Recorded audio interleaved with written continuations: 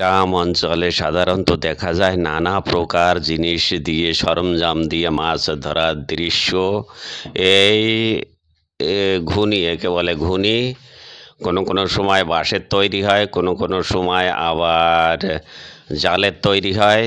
এই ঘুনিটা নিয়ে এলো, এখানে অনেকগুলো মাছ বেঁধেছে, বান বেঁধেছে, বাম মাছ বেঁধেছে, পুঁটি বেঁধেছে, বেশ কিছু মাছ বেঁধেছে।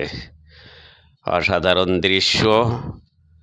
এই নালার ভিতরে শোল মাছ ঘুরে বেড়াচ্ছে বড় বড়, এটাও চমৎকার দৃশ্য। এখানে একজন একটা বড় শোল মাছ ধরছে, এই শোলটা ধরে ধরলো, আবার আগে বেড়ে গেল, এই আবার ধরলো, আবার চলে যাচ্ছে।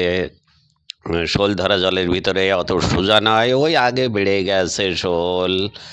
এখানে আবার জাল দিয়ে অনেক মাছ, প্রচুর কারেন্ট জালে প্রচুর মাছ বেঁধেছে, দেশি ট্যাংরা, পুঁটি, এই রকম নানা সরঞ্জাম দিয়ে মাছ ধরার দৃশ্য দেখতে হলে ভিডিও সাবস্ক্রাইব